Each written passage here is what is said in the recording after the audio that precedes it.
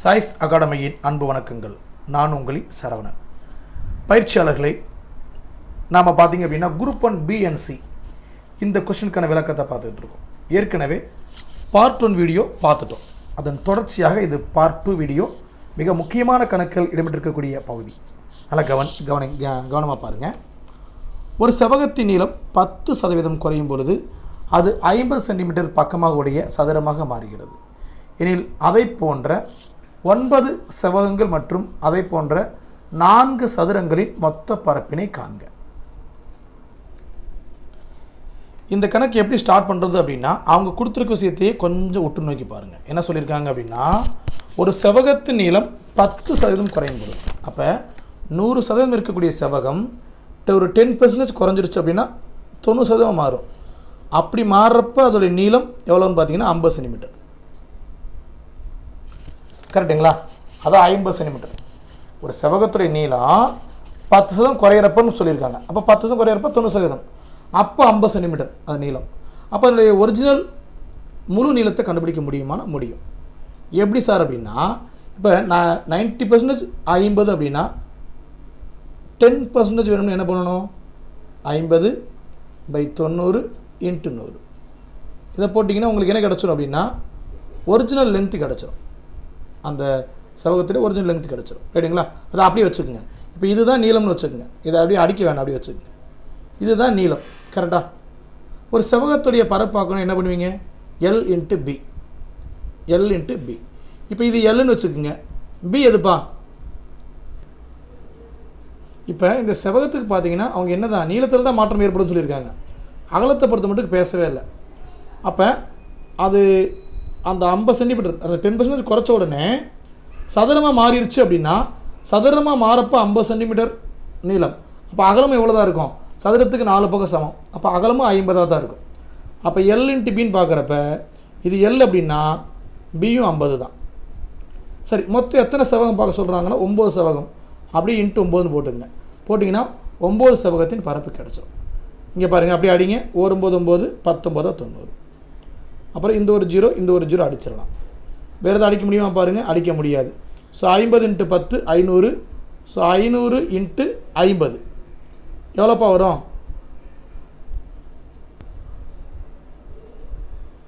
25,000 வருமா? அதை நோட் பண்ணிக்கோங்க. 9 செவ்வகத்துக்கு நாங்கள் என்ன பண்ணிட்டோம்? பரப்பு கண்டுபிடிச்சிட்டோம். ஓகே, அது தனியாக வச்சுக்கோங்க. அடுத்து பாருங்கள், 4 சதுரங்களின் மொத்த பரப்பு காணுங்க. சதுரத்துக்கு அவங்களே சொல்லிட்டாங்க 50 அப்படின்னு. அப்போ சதுரத்துடைய பரப்பு பக்கம் × பக்கம். ஸோ 50 × 50 எவ்வளோப்பா வரும்? 2500 வரும். இப்போ 4 சதுரம் அப்படின்றப்ப 4 × 2500 ஒரு 10,000 வரும்.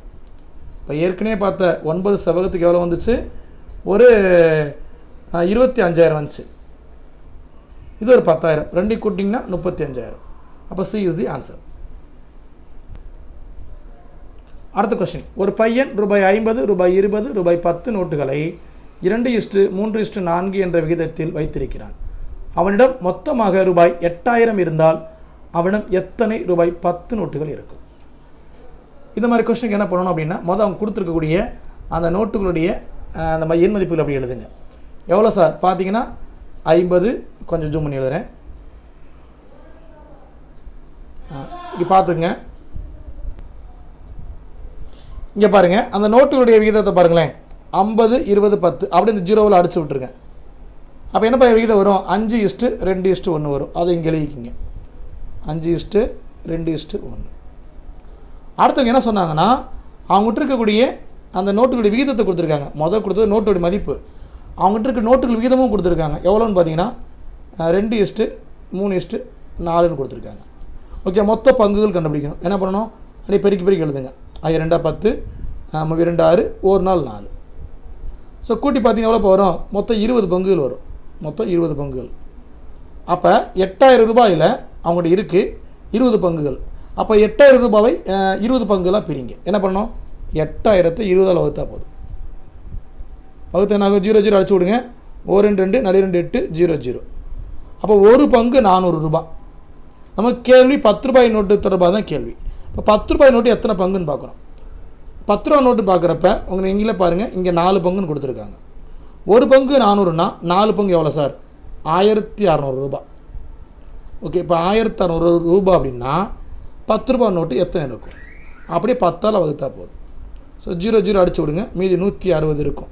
அப்போ 160 10 ரூபாய் நோட்டுகள் இருக்கும். ஏன்னா 1600 ரூபா தானே, அப்போ 160 நோட்டுகள் இருக்கும். பாருங்கள் சரியாக இருக்கான்னு பாருங்கள். டி ஆப்ஷன் 160 என்பது சரி. ரொம்ப சிம்பிளாகவே கண்டுபிடிச்சிடலாம். அடுத்த கணக்கு பாருங்கப்பா. ரூபாய் 1,00,000 மதிப்புள்ள ஒரு இயந்திரமானது தன் மதிப்பில் குறைந்து 3 ஆண்டுகளில் 72,900 இருந்ததெனில் கழிவு சதவீதம் என்ன? கண்டுபிடிக்கலாமா? வாங்க. இது மாதிரியான கணக்குகளில் எந்த மாதிரி ஃபார்முலா பயன்படுத்தணும் அப்படின்னா, நம்ம கூட்டு வட்டிக்கு ஒரு ஃபார்முலா பார்ப்போம் பார்த்தீங்களா, அந்த ஃபார்முலாவை இதுக்கு அப்ளை பண்ணுங்கள், ரொம்ப சரியாகவே ஆன்சர் வரும். கூட்டு வட்டிக்கு என்ன ஃபார்முலா பார்ப்போம்? அதாவது அசல் மதிப்பு முன்னாடி எழுதிக்குவோம். இந்த இடத்துல அசல் மதிப்பு இது தான், அதை எழுதிக்குங்க. அசல் மதிப்பு எவ்வளோப்பா? 1,00,000, அதை முன்னாடி எழுதியாச்சு. அதுக்கு ஒரு ஃபார்முலா என்ன எழுதுவீங்க? 1 மைனஸ் ரேட் ஆஃப் இன்ட்ரெஸ்ட் போடுவீங்க, இங்கே எக்ஸ்ன்னு போட்டுக்குங்க, பை 100. அடுத்து பார்த்தீங்க அப்படின்னா ஆண்டுகளை வந்து நீங்கள் அடுக்கில் எழுதிடுவீங்க. கரெக்டுங்களா? ஓகே, கிடைக்கக்கூடிய வட்டி மதிப்பு அதுதான் அந்த கடைசி இருக்கக்கூடிய மதிப்பு, அந்த பொருளின் மதிப்பு தான் கிடைக்கக்கூடிய வட்டி மதிப்பு. அப்போ 72,900 வரும். ஸோ இந்த செட்டப்பில் எழுதிட்டிங்கன்னா நீங்கள் மற்ற வழக்கம் போல் கூட்டு வட்டிக்கு என்ன பண்ணுவீங்களோ அப்படி சிம்பிளை பண்ணுங்கள், ஆன்சர் வந்துடும். ஓகே, இது எப்படி சார் சிம்பிளை பண்ணுறது அப்படின்னா, மொதல் இந்த கலப்பு பின்னத்தை நார்மல் பின்னமாக மாற்றுங்க. பிறகு என்னப்பா வரும்? 100 மைனஸ் எக்ஸ் பை 100ன்னு வரும். ரைட்டுங்களா? இதை வந்து கியூபாக மாற்ற முடியுமா பாருங்கள். 10 கியூபாக மாற்றலாம்னு நினைக்கிறேன். கரெக்டுங்களா? 10 × 10 100. அதை மாற்ற முடியாது. வேறு ஏதாவது சுருக்கம் இதை மாற்றலாம், இதை கியூபாக மாற்றலாம்னு நினைக்கிறேன். முடிஞ்ச அளவுக்கு எல்லாத்தையுமே கியூபாக மாற்ற ட்ரை பண்ணுவோம். ரைட்டுங்களா? எப்படி பண்ணுறது? இதை எப்படி இப்படி மாற்றிக்கலாம். 1000 × 100 மொதல் இதை. ரைட்டுங்களா? ஓகே, இப்படி வச்சுக்கோங்க. அடுத்து இதை சுருக்கணும் எப்படிப்பா வரும்? இதை சுருக்கணும் இந்த மாதிரி வரும். 100 மைனஸ் எக்ஸு பை 100 மேலே கியூப், இது அப்படியே வரும். ஓகேங்களா? இதை அப்படியே வச்சுக்கோங்க. இந்த 72,900 இருக்கா, அதில் 723 மட்டும் இப்படி எழுதலாமா? எப்படி எழுதலாம்? 9 கியூப் × 100ன்னு போடலாம். பாருங்களேன், 9 கியூப் × 100ன்னு போடலாம். ஒரு நிமிஷம் இருங்க.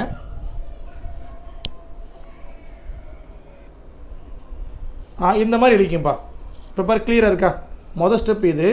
அடுத்த ஸ்டெப்பில் இந்த 1,00,000 1000 × 100ன்னு மாற்றிக்கிட்டேன். ஏன் மாற்றினேன்னு சொல்கிறேன். இந்த 723 9 கியூப் × 100ன்னு மாற்றிக்கிட்டேன். இப்போ பாருங்களேன், இந்த 100ஐயும் இந்த 100ஐயும் அடிச்சு விட்டுலாம். அப்போ இந்த 1000 என்ன பண்ணலாம்னா 10 கியூப்னு மாற்றிக்கலாம். புரியுங்களா? அப்போ நமக்கு இந்த மதிப்பு மட்டும் வேணும்னா என்ன பண்ணலாம்?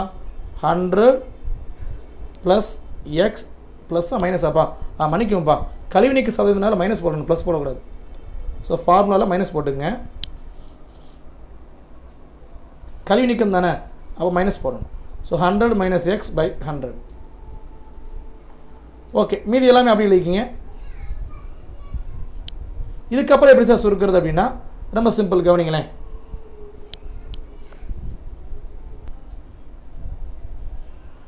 இந்த பாருங்கப்பா, இப்போ பார்த்தீங்கன்னா 3லேயுமே கியூப் இருக்குது. இந்த கியூப் இருக்குது, இங்கே ஒரு கியூப் இருக்குது, இங்கே ஒரு கியூப் இருக்குது. 3 கியூப் அடிச்சு விட்ருங்க. மீதி இருக்கிறது மட்டும் பாருங்கள். அப்போ இதை மட்டும் பாருங்களேன். அப்போ 10 × 100 மைனஸ் எக்ஸ் பை 100 = 9. இப்போ என்ன பண்ணலாம் அப்படின்னா, வேறு எதாவது அடிக்க முடியுமா பாருங்கள். அடிக்க முடிஞ்சதை அடிச்சு விட்ருங்க. வேறு எதாவது அடிக்கலாம். இந்த 100ஐயும் இந்த 10ஐயும் அடிக்கலாம்லவா? அடிச்சுடுமா? ஒரு 0 அடித்தாச்சு. ஸோ இந்த 10 இந்த பக்கம் அனுப்பினா என்ன ஆகும்? 9 × 10 90 வந்துடும். அப்போ 100 மைனஸ் எக்ஸு = 90. அப்போ நமக்கு எக்ஸ் மட்டும் வேணும், என்ன பண்ணலாம்? Minus X, 100 minus X = 90. அது மேலே எழுதிடுவோம். 100 மைனஸ் எக்ஸ் = 90. அப்போ மைனஸ் எக்ஸ் நிறுத்திடுங்க. 100 அங்கிட்டு போச்சு அப்படின்னா 90 மைனஸ் 100. அப்போ மைனஸ் 10 வருமாப்பா? இந்த பக்கம் மைனஸ் எக்ஸ் வரும். அப்போ எக்ஸோட மதிப்பு எவ்வளவு? 10. அவ்வளோதான்ப்பா ஆன்சர். எக்ஸோட வேலையை கண்டுபிடிச்சிங்கன்னா ஆன்சர் முடிஞ்சு. இந்த மாதிரி கண்டுபிடிக்கணும். கூட்டு வட்டிக்குரிய ஃபார்முலா அப்ளை பண்ணி கண்டுபிடிக்கணும். அடுத்த கணக்கு. அடுத்த கொஸ்டின் நம்பர் 189. ஒரு வங்கியின் வட்டி விகிதம் 5% 4% குறையும் போது ரூபாய் 2000 அதிகமாக முதலீடு செய்வதன் மூலமாக அவரின் ஆண்டு வருமானம் குறையாமல் உள்ளது எனில் அவரின் உண்மையான முதலீடு என்ன? ஸோ இந்த மாதிரி கணக்குக்கு என்ன பொறுத்த மட்டும் ஆப்ஷன்லேருந்து போயிருங்க, அது பெஸ்ட் ஐடியா. என்ன பண்ணணும்? மொதல் எடுத்தோடனே ஒரு ஆப்ஷன் எடுத்துக்கங்க. அதுக்கு 5% வட்டி பாருங்கள், 4% வட்டி பாருங்கள். அதாவது மொதல் 5% வட்டி பார்த்துருங்க. அப்புறம் அந்த 2000 அதிகமாக முதலீடு பண்ணிவிட்டு அந்த வட்டியை பாருங்கள். ரெண்டுமே ஈக்குவலாக இருந்தால் அதான் பதில். இங்கே பாருங்கள், இது சொன்னால் புரியாது, ஒரே ஒரு ஆப்ஷன் எடுத்து ஒர்க் அவுட் பண்ணி காமிக்கிறேன் பாருங்கள். இப்போ என்ன பண்ணுறோம், முதல் எடுத்து 8000 எடுத்துக்கிறோம். கரெக்டுங்களா? அந்த முதல் ஆப்ஷன் 8000 எடுத்துக்கிறோம். எடுத்து என்ன பண்ணோம், 5% பார்க்குறோம். வட்டி எவ்வளோன்னு பாருங்கள். ஒரு வருஷம்னால இன்ட்டு 1 போட வேண்டிய அவசியம் இல்லை. ஸோ 2 0 அடிச்சிட்டிங்கன்னா 5 × 80 400 அப்போ 400 வட்டி கிடைக்குது. இப்போ பார்த்தீங்கன்னா 4% மாற்றிடுறாங்க. எப்படி மாற்றிடுறாங்க? 4% மாற்றிடுறாங்க. அதே நேரத்தில் 2000 எக்ஸ்ட்ரா இன்வெஸ்ட் பண்ணுறாங்க. அப்போ 2000 எக்ஸ்ட்ரா இன்வெஸ்ட் பண்ணால் 8000 × 2000 10000 வந்துடும். வட்டி 4. இப்போ பார்க்கணும், அந்த மதிப்பை பார்க்கணும். பாருங்கள், 2 0 அடிச்சு விட்டுங்க. இப்போயும் வருஷம் ஒன்று தான். அப்போ போட்ட ஒன்று தான், போலாட்டி ஒன்று தான். மீதி இருக்கக்கூடிய இதை பெருக்குங்க. மீதி இருக்க பெருக்குன்னா எவ்வளோ போகிறது? 1000 4/100 போட்டோமா? ஓகே, அடித்து போட்டிங்க அப்படின்னா மன்னிக்கவும், 8000 × 2000 எவ்வளோ வரும்? 10000 வரும். நான் 1000 போட்டேன். ரைட்டுங்களா? ஓகே, அதை மட்டும் அடிச்சு எழுதிட்டுமா? இந்த மாதிரி மாற்றி விட்டுருங்க. 8000 2000 கூட்டினா 10000. இப்போ பாருங்கள், இந்த 2 0 அடிச்சாச்சு, இங்கே 2 0 அடிச்சாச்சு. ஸோ 4 × 100 400. இப்போ பாருங்கள், இந்த 2 இதுலேயுமே வட்டி வீதம் மாறவே இல்லை, ஈக்குவலாக இருக்குது. இதை தான் அவங்க சொல்கிறாங்க. அதாவது ரூபாய் 2000 அதிகமாக முதலீடு செய்வதன் மூலமாக அவரின் ஆண்டு வருமானம் குறையாமல் இருக்குது. ஸோ 400 குறையாமல் இருக்குது. புரியுதுங்களா? அப்போ அவருடைய உண்மையான முதலீடு எவ்வளோப்பா? 8000 தான். இந்த மாதிரி கண்டுபிடிக்கணும். அவங்க கொடுத்துருக்க ஆப்ஷன்லேருந்தே போயிடலாம். இது ரெண்டுமே சேமாக வரலன்னா அடுத்த ஆப்ஷன் ட்ரை பண்ணி பார்க்கலாம். சேமாக வந்துடும். ரைட்டுங்களா? முதல் ஆப்ஷன்லேயே மேக்ஸிமம் கொடுக்குற மாதிரி தான் வச்சுருப்பாங்க. இல்லைன்னா போய் தான் ஆகணும். அடுத்து 190. தனி வட்டி வீதத்தில் ஒரு அசலானது 15 ஆண்டுகளில் மும்மடங்காகும் எனில் எத்தனை ஆண்டுகளில் 5 மடங்காக மாறும்? ஸோ இந்த மாதிரி கணக்குகளுக்கு ஒரு ஷார்ட்கட் மெத்தட் இருக்குது. என்ஆர் மெத்தட் அப்படின்வாங்க. என்ன மெத்தடு? என்ஆர் மெத்தட்னுவாங்க. நம்ம நார்மலாக என்ன பார்ப்போம் அப்படின்னா PNR/100 பார்ப்போம். கரெக்டுங்களா? நார்மலாக என்ன பார்ப்போம்? PNR/100 பார்ப்போம். இந்த மாதிரி கணக்குகளுக்கு பார்த்தீங்கன்னா அசல் மதிப்பை கொடுத்துருக்க மாட்டாங்க. நம்ம ரூபாய் 100ன்னு எடுத்துக்கோன்னு வச்சுக்கோம். இந்த அசல் மதிப்பை ரூபாய் 100ன்னு எடுத்துக்கிட்டிங்க அப்படின்னா இங்கே 100ன்னு போடுவீங்க. போட்டால் இந்த 100 அடிச்சு விட்டிங்கன்னா மீதி என்ஆர் மட்டும் வரும். அப்போ அந்த 100 போட வேண்டிய அவசியம் இல்லை. அதனால் என்ன பண்ணணும்னா இந்த மெத்தடுக்கு பேர் என்ஆர் ஃபார்முலா அப்படின்வாங்க. என்ஆர் ஃபார்முலா எப்படி சார் பார்க்குறது அப்படின்னா ரொம்ப சிம்பிள், கவனிங்களேன். இப்போ பாருங்கள், தனி வட்டி வீதத்தில் ஒரு அசலானது 15 ஆண்டுகளில் 3 மடங்காகும் சொல்லியிருக்காங்க. முதல்ல அந்த மடங்கு எடுத்துக்கங்க. 3 மடங்காகும் சொல்லிட்டாங்க அப்படின்னா அதில் ஒன்று கழிங்க. ஷார்ட்கட் கழிச்சு என்ன சார் வரும்? 2ன்னு வருமா? அதை நம்முடைய அசல் மதிப்பால் பெருக்குங்க. புரியுங்க? எவ்வளோ சார்? 2 × 100. 2 × 100. இப்படி கூட போடாண்ணாப்பா. இப்படி போட்டால் கூட உங்களுக்கு என்ன ஒரு கொலை போகிறோம்னா அந்த 100 எப்படி சார் போட்டாலும் கொலை போகிறோம். நீங்கள் ஃபார்முலா முதல் எழுதிடுங்க. என்ன ஃபார்முலா சொன்னேன்? என்ஆர் சொன்னேன். அந்த ஃபார்முலா எழுதிக்குங்க.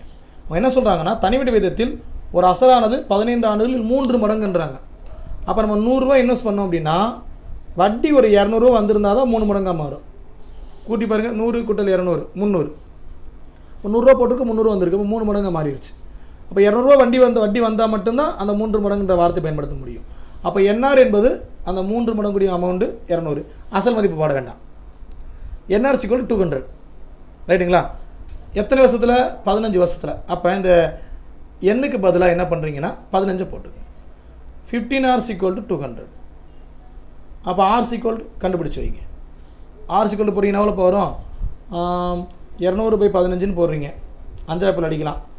அப்போ 4 5 20 0. கீழே அடிச்சிங்கன்னா 3 5 15. 40/3ன்னு வரும். இதை அப்படியே வச்சுக்கோங்க. அடுத்த லைனில் என்ன சொல்கிறாங்க அப்படின்னா எத்தனை ஆண்டுகளில் 5 மடங்காகும் அர்த்தம். அப்படி என்ன சார் அர்த்தம்? இப்போ 100 ரூபா இன்வெஸ்ட் பண்ணோம் அப்படின்னா 5 மடங்குன்னு எவ்வளோ வரணும்? 400 ரூபா வரணும். கரெக்டாக? 100 ரூபா இது ஒரு 4 மடங்கு, இது 1 மடங்கு, இது 4 மடங்கு, கூட்டினா 5 மடங்கு. ரைட்டுங்களா? இப்போ என்ஆர் எவ்வளோ வரும்? 400 வரும். போடுங்களேன். இப்போ என்ஆர் எவ்வளோ? 400 போட்டுக்குங்க. இப்போ இதில் என்ன எவ்வளோ சார் போடுறது அப்படின்னா அதுதான் கொஸ்டின். எத்தனை ஆண்டுகள் கேட்குறாங்க. என்ன தெரியாது, ஆனால் R தெரியும். எங்கே சார்னா R பாருங்கள், கண்டுபிடிச்சி வச்சிட்டோம். 40/3 அப்ளை பண்ணுங்கள். n × 40/3 = 400. அப்போ நமக்கு எண் மட்டும் வேணும்னா இதை மறுபக்கம் அனுப்பிச்சிங்கன்னா எப்படி வரும்? 400 இடம் பத்தலப்பா, அதனால் கீழே தனி எழுதுறேன் பாருங்கள். இது இங்கே எழுதுறேன்.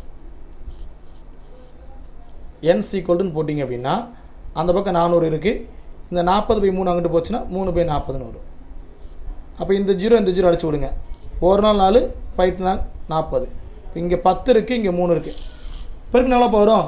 30ன்னு வரும். அப்போ 30 ஆண்டுகளில் அது 5 மடங்காக மாறும். இந்த மாதிரி ஷார்ட்கட் மெத்தட் பயன்படுத்துங்க. இன்னொரு முறை ரிப்பீட் பண்ணி பாருங்கள், ரொம்ப அழகாகவே புரியும். ரைட்டுங்களா? அந்த இது மட்டும் உங்களுக்கு தெரியணும். 100 ரூபா இன்வெஸ்ட் பண்ணுறோம், 3 மடங்கு அப்படின்னா அது 200 ரூபா வட்டின்னு மைண்டில் வச்சுக்கணும். அடுத்து 5 மடங்கு அப்படின்னா 100 ரூபா இன்வெஸ்ட் பண்ணுறோம், 5 மடங்கு அப்படின்னா 400 ரூபா வட்டி கிடைக்குதுன்னு மைண்டில் வச்சுக்கோங்க. அதை மட்டும் வச்சு போட்டிங்கன்னா அது போட்டுடலாம். அடுத்த கணக்கு. Next question. அடுத்த question. 3x² + 2xy - 8y² is equal to 0 எனில் x + 2y மற்றும் 3x + y இவற்றின் விகிதம் காண்க. பார்க்குறதுக்கே கணக்கு பயங்கரமாக இருக்க மாதிரி இருக்குது. ஒரு விஷயம் கிடையாது, இருபடி சமன்பாடு தீர்த்தாலே உங்களுக்கு என்ன கிடச்சிடும்? அதுக்கு பதில் கிடச்சிடும். இருபடி சமன்பாடு தீர்க்கிறதுக்கு சொல்லி கொடுத்துருக்கேன். எப்படி பண்ணணும்? இந்த டீ பெருக்கல் மாதிரி போடணும். எப்படி? இப்படி போட்டுங்க. டீ மாதிரி போட்டாச்சு. போட்டு என்ன சார் பண்ணணும்? காரண உறுப்பை பெருக்கணும். காரண உறுப்பு பெருக்கணும். எவ்வளோ வரும்? இந்த 3ஐயும் இந்த 8ஐயும் பெருக்கிறீங்க. குறியோடு பெருங்கப்பா. 3 24, அப்போ -24. கரெக்டாக? ஓகே. இப்போ நம்ம 2 காரணிகளை கண்டுபிடிச்சிருக்கணும். எப்படி எடுக்கணும்னா, பெருக்குனா இந்த 24 வரணும். அதே நேரத்தில் கழிச்ச இந்த நடு உறுப்பு இந்த 2 வரணும். அதுவும் +2 வரணும். அப்போ எந்த 2 நம்பர் பெருங்க 24 வரும்? 4ஐயும் 6ஐயும் பெருக்குனா 24 வரும். கழிச்சா 2 வருது. கரெக்டாக? இந்த மாதிரி 2 நம்பர் நம்ம கண்டுபிடிச்சு வச்சிட்டோம். இதுக்கப்புறம் என்ன பண்ணணும் அப்படின்னா, இந்த முன்னாடி இருக்கக்கூடிய இந்த கோவில் இருக்க நம்பரால் என்ன பண்ணணும்? டிவைட் பண்ணணும். ரைட்டுங்களா? டிவைட் பண்ணலாமா? டிவைட் பண்ணுறதுக்கு முன்னாடி இந்த 2 கார் நம்பர் பெருக்குனீங்க இல்லையா? இங்கே ஒய் இருக்குது, அதை மறந்துடாதீங்க. ஒய் இருக்குன்னா நம்ம எடுத்து அந்த காரணம் எழுதுகிறப்ப அந்த ஒய் எழுதணும். ரைட்டுங்களா? அதாவது இங்கே ஒய்யை எழுதி வச்சுக்கணும்னு அர்த்தம். சரி, இது கீழே வகுத்து எழுதுகிறப்ப 3x கீழே எழுதிக்கணும். 3x. இப்போ அடுத்து என்ன பண்ணணும் பார்த்தீங்கன்னா, குறியிடணும். இந்த டீக்கு மேலே எழுதுன நம்பர் ப்ளஸ் அப்படின்னா நடு உறுப்புக்குரிய இந்த 2 ஃபேக்டருக்கும் போட்டுடலாம். இப்போ மைனஸ் வந்துருக்கு. மைனஸ் வந்துச்சுன்னா அந்த நடு உறுப்புக்குரிய பெரிய நம்பருக்கு மட்டும் போடுங்க. அதுக்கு ஆப்போசிட் நம்பர் போடுங்க. இப்போ எடுத்து எழுதுங்க. 3x - 4y. கரெக்டாக? இதை எடுத்து எழுதுனீங்கன்னா கீழே இருந்து மேலே நோக்கி எழுதணும். 3x - 4y. இது அடிக்க முடிஞ்சு அடிச்சிடலாம். 1 3 3 2 3 6 அடிச்சு எழுதினீங்கன்னா கீழே x மேலே +2y. அப்போ x + 2y. ஓகே. இப்போ நம்ம என்ன பண்ணிட்டோம்னா 2 காரணியை கண்டுபிடிச்சி வச்சிட்டோம். நம்ம கேள்வி என்ன கேட்குறான்னு பார்த்தீங்கன்னா, கவனிங்களேன், இந்த 2உடைய விகிதத்தை பார்க்க சொல்லியிருக்காங்க. எந்த 2? இந்த கணக்கில் இருக்கு பாருங்கள், x + 2y 3x + y. இது விகிதம் பார்க்கணும்னா நமக்கு என்ன தெரியணும்? x மதிப்பும் y மதிப்பு தெரியணும். இந்த 2 ஜோடியை வச்சுக்கிட்டு x மதிப்பு y மதிப்பை கண்டுபிடிக்க முடியுமானா முடியும். எப்படி அப்படின்னா, இந்த 2 மதிப்பை 0க்கு சமப்படுத்துனீங்க அப்படின்னா -0 சமப்படுத்துனீங்க அப்படின்னா இங்கே பாருங்கள், 3x இப்படி இந்த பக்கம் வச்சுக்கோங்க. -4y மறுபக்கம் அனுப்பிச்சிங்கன்னா எப்படி வரும்? +4yன்னு வரும். கரெக்டாக? இப்போ இந்த 3 அந்த பக்கம் அனுப்பிடுங்க, அந்த y எந்த பக்கம் அனுப்பிடுங்க. அனுப்பிச்சிங்கன்னா x/y எவ்வளோ வரும்? 4/3ன்னு வரும். இதுக்கு என்ன அர்த்தம்னா, x-ஐ 4னும் y-ஐ 3னும் சப்ஸ்டியூட் பண்ணணும். அல்லது இதை எடுத்துக்கலாம், அல்லது இதை எடுத்துக்கலாம். சரி, இந்த x + 2y எடுக்க முடியுமான்னு மைண்டில் வச்சுக்குவோம். இங்கே பாருங்கள், இது ஓகேவா? x = 4 y = 3. அதை எழுதிக்கிங்களேன். x = 4 y = 3. இது ஒரு ஃபேக்டர் எடுத்திருக்கேன். அந்த இன்னொரு ஃபேக்டர் எடுக்க முடியுமான்னு செக் பண்ணி பார்ப்போம். இன்னொரு ஃபேக்டர் என்னப்பா? x + 2y. இது அதே மாதிரி மாற்றினீங்கன்னா எப்படி மாறும்? x = -2yன்னு வரும். அப்போ x/yன்னு போட்டால் -2/1ன்னு வரும். ஸோ மைனஸில் நமக்கு என்ன கொடுக்கல? விகிதம் கொடுக்கல. அப்போ இந்த ஆப்ஷன் எடுத்தால் தப்பாக தான் போகும். அதனால் இந்த ஃபேக்டரை எடுக்க வேண்டாம். இதை மட்டும் எடுத்துங்க. x = 4 y = 3. எடுத்து என்ன சார் பண்ணணும்? இந்த மதிப்புகளை இதில் அப்ளை பண்ணணும். அப்ளை பண்ணுங்கள். x + 2yன்னு கொடுத்துருக்காங்க. x எவ்வளோப்பா? 4. 2y அப்படின்னா 2 × 3 6. அப்போ 4ஐயும் 6ஐயும் கூட்டினா 10. இதை வச்சுக்கோங்க அப்படியே. அப்புறம் இந்த 3x + yயில் அப்ளை பண்ணுங்கள். 3x x வந்து 4. ஸோ 3 × 4 12. அதோட இந்த 3ஐயும் கூட்டுறீங்க. +y தானே. 12 × 3 15. அப்போ 10 15. இதன் விகிதம் என்னப்பா? அடிக்க முடிஞ்ச நம்பரால் காமன் நம்பரால் அடிக்கலாம். 2 10 3 15. ஸோ 2:3 இதுதான் அந்த கணக்குடைய விகிதம். என்ன பண்ணி பார்த்தீங்களா? ஒரு இருபடி சமன்பாடு கண்டுபிடிச்சேன், அப்புறம் ஃபேக்டர் கண்டுபிடிச்சேன். அந்த ஃபேக்டரில் எந்த ஃபேக்டர் எடுக்கலாம், எந்த ஃபேக்டர் எடுக்கக்கூடாதுன்னு பார்த்தேன். எடுக்கக்கூடிய ஃபேக்டர் எடுத்துக்கிட்டு அது எக்ஸ் மதிப்பு ஒய் மதிப்பை கண்டுபிடிச்சி அந்த கொடுத்துருக்கக்கூடிய இந்த கோவையில் அப்ளை பண்ணேன். அப்ளை பண்ணோன்னே நமக்கு தேவையான விகிதம் கிடச்சிருச்சு. Okay, question number 192. A is to B is equal to C is to D is equal to E is to F is equal to 1:2 எனில் 3A plus 5C plus 7E is to 3B plus 5D plus 7F is equal to dash. Group ஒன்றுக்கு ஏற்ற மாதிரி தரமாக இருக்க கேள்வி. Okay, நம்ம தரமாக இப்போ என்ன பண்ண போகிறோம்? இதை நம்ம சால்வ் பண்ண போகிறோம். எப்படி சார் பண்ணுறது? கவனிங்களே. ஓகே, இந்த கணக்கு பார்த்து இது எப்படி சார் சால்வ் பண்ணுறது? ஒன்றும் இல்லை, கொடுத்துருக்க விகிதத்தை பொறுமையாக எழுதுங்களேன். எப்படி சார் எழுதுறது? இந்த மாதிரி எழுதுங்க. எல்லாமே 1:2 தானே. அப்போ A is to B அதுவும் C is to D equal தான். அப்புறம் E is to F equal தான். ரைட்டா? 3 விகிதம் ஈக்குவல் தான். அப்போ மதிப்பு பார்த்தீங்கன்னா 1:2 தான். அப்போ என்ன அர்த்தம்னா ACE இந்த 3மே 1 தான். BDF இந்த 3மே 2 தான். இப்போ எங்கெல்லாம் ACE வருதோ அங்கே 1ன்னு அப்ளை பண்ணுங்கள். எங்கெல்லாம் BDF வருதோ அங்கெல்லாம் 2ன்னு அப்ளை பண்ணுங்கள். எதில்? இதில் முதல்ல 3Aன்னு வருது. அப்போ என்ன பண்ணணும்? 3 × Aக்கு பதிலாக இங்கே பாருங்கள், A எங்கே இருக்குன்னு பாருங்கள். Aக்கு பதிலாக 1ன்னு அப்ளை பண்ணால் போதும். ரைட்டா? Aக்கு பதிலாக 1 தானேப்பா? எஸ், 1. ரைட். அடுத்து 5Cன்னு கொடுத்துருக்காங்க. C எவ்வளோப்பா? அதுவும் 1 தான், போட்டுக்குங்க. அடுத்து 7E அதுவும் 1 தான். அப்போ இது போது சால்வ் பண்ணிவிடுங்க. பிறகு என்ன இப்போ கிடைக்கும்? 3 5 7 கூட்டினா 15ன்னு வரும். அப்போ இந்த கோவைக்கு என்ன மதிப்புன்னு பார்த்தீங்கன்னா 15 வச்சுக்கோங்க. 15 இது ஒரு பக்கம் எழுதி வச்சுக்கோங்க. இஸ்ட்டு இதை கண்டுபிடிங்க. இதுக்கு என்ன பார்த்தோம்? BDFக்கு என்ன கீழே என்ன ரேஷியோ இருந்துச்சு? 2 இருந்துச்சு. இப்போ BDFக்கு பதில் 2ன்றப்ப எல்லா இடத்துல 2 போடுங்க. அப்போ இங்கே பாருங்கள், 3B 3 × 2 2 6 5 × 2 10 அடுத்து 7 × 2 14. இப்போ 14 10 24 6 30. அப்போ 15:30 அடிக்க முடிஞ்சு அடிச்சிருங்க. 1 15 15 2 15 30. அப்போ புதிய விகிதம் 1:2. அவ்வளோதான்ப்பா. புரியுதுங்களா? ரொம்ப எளிமையாக இருக்கா? ஓகேப்பா, நமக்கு இப்போ ஒரு 22 நிமிஷம் ஆச்சு. போதும். இதுக்கு மேலே பார்த்தா அந்த வீடியோ போர் அடிச்சிடும். அதனால் போதும். ஏன்னா கணக்குன்றப்ப கொஞ்சம் கவனமாக பார்க்கணும் இல்லையா? ஸோ பேலன்ஸ்க்கு கொஸ்டினை நான் பார்ட் 3ல் எடுக்கிறேன். ரைட்டுங்களா? எல்லா கணக்கிலும் பொறுமையாக பாருங்கள், கண்டிப்பாக புரியும். புரியாத பட்சத்துக்கு என்னுடைய வாட்ஸ்அப் நம்பருக்கு கேளுங்க. என்னால் முடிஞ்ச அளவு விளக்கம் கொடுக்குறேன். புரியுற மாதிரி பொறுமையாக தான் எடுத்திருக்கேன். ஒரு முறைக்கு 2 முறை கேளுங்க, நல்லாவே புரியும். வினாக்கள் அனைத்துமே கடினமான வினாக்கள். ஆனால் அதை எந்த அளவுக்கு சிம்பிளை பண்ண முடியும் பண்ணி கொடுத்துருக்கேன். நல்லபடியாக படிங்க. வாழ்த்துக்கள்.